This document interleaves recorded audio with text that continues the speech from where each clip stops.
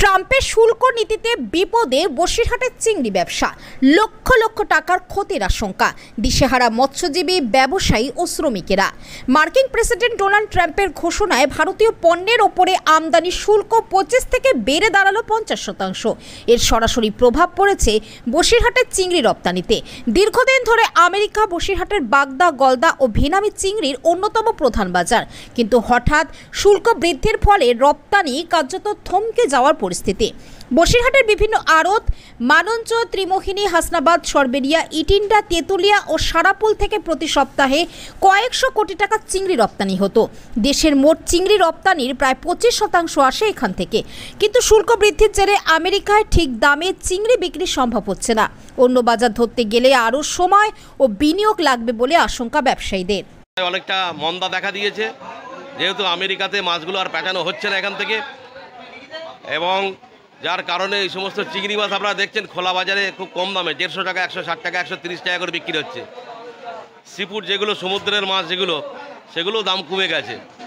এতে করে সমুদ্রে যারা মাছ ধরে, যারা মৎস্যজীবী, যারা মাছের সঙ্গে যুক্ত, তারা প্রচণ্ড ক্ষতি হচ্ছে তাদের, এবং যারা মাছ ব্যবসায়ী তারাও প্রচণ্ড ক্ষতিগ্রস্ত হচ্ছে।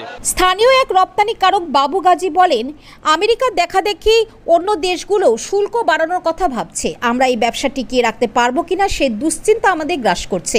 ইতিমধ্যেই কয়েকজন রপ্তানিকারী আমেরিকার চালান স্থগিত করেছেন। তথ্য বলছে, এই সংকটে বসিরহাট উপকূল অঞ্চলের প্রত্যক্ষ ও পরোক্ষভাবে যুক্ত প্রায় 5 থেকে 8 লক্ষ মানুষ ক্ষতিগ্রস্ত হতে পারেন।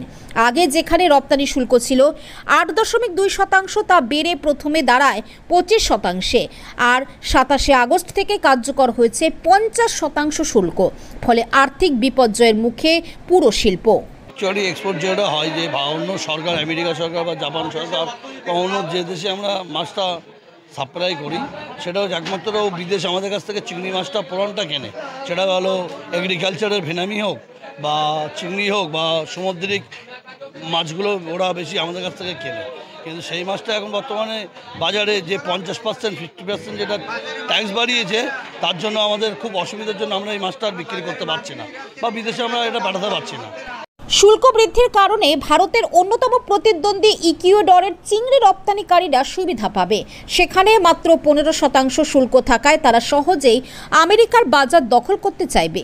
অন্যদিকে বসিরহাটের মৎস্যজীবী ও চাষিরা বিদ্যুৎ, খাদ্য, জমি ভাড়া ও ঋণ শোধের বাড়তি খরচের বোঝা বইতে গিয়ে আরও সংকটে পড়েছেন।